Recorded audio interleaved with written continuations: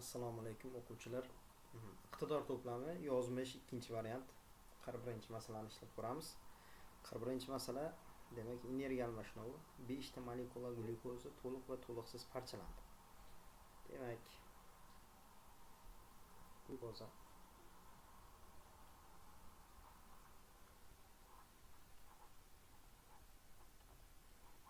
to'liq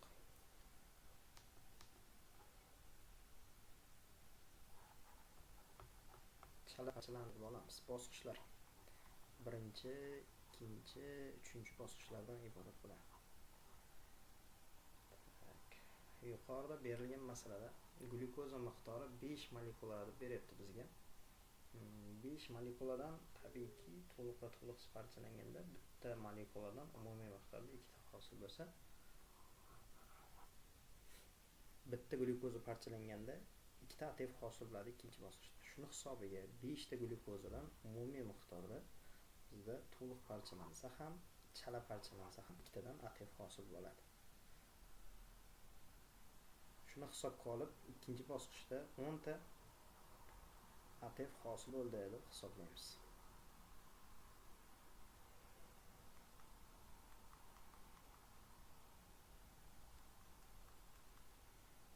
ATF. Shu yerda bir ma'lumot berilgan bizga.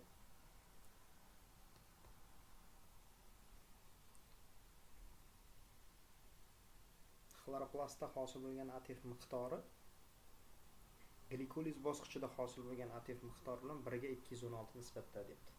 Demak, buni xulosa chiqarib,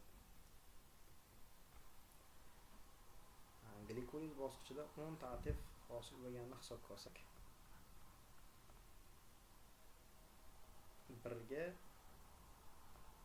216 nisbat bo'lsa, ya'ni glikolizda xloroplastda 216 marta ko'proq sintezlandi desak bo'ladi. Ya'ni o'shaning uchun glikoliz bosqichida chiqqan ATFlar sonini 216 ga ko'paytirsam 2160 ta ATF xloroplastda sintezlangan bo'ladi.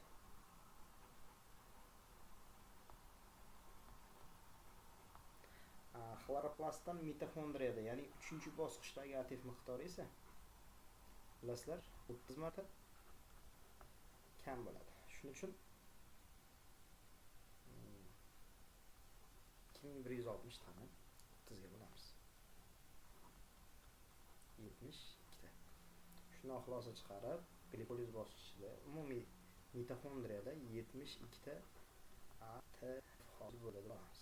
Ya'ni bu yerda 72 ta mitoxondriyada hosil bo'lgan. Xloroplastda 2160 ta 30 marta kam mitoxondriyada, ya'ni 72 ta hosil bo'lgan. Shunda to'liq parchalanganda 3-bosqichda har bir glyukozada 36 ta hosil bo'ladi o'zi asli.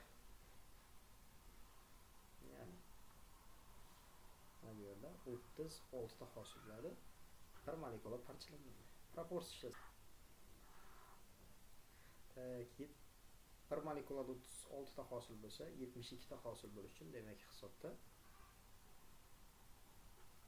x teng 2 ta molekula bo'ladi. 72 ni 1 ga ko'paytirib 36 ga bo'lsak.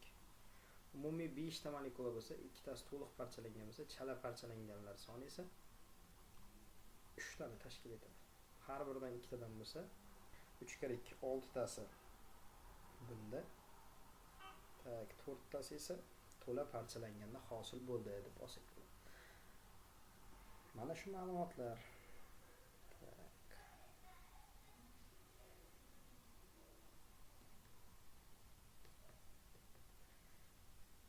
Agar parchalangan xloroplastda hosil bo'lgan glyukoza molekulasi mos ravishda agar parchalangan xloroplastda hosil bo'lgan va xloroplastda hosil bo'lgan glyukozalar mos ravishda birga tur. Bizda parchalangan molekulalarni 5 ta deyapti. O'shaning uchun 5 ta to'liq va chala parchalangan bo'lsa, 5 ga 1 ga 4 nisbatda bo'lsa, ya'ni 4 marta ko'paytiramiz.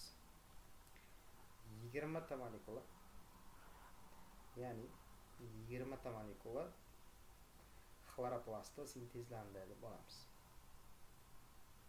20 ta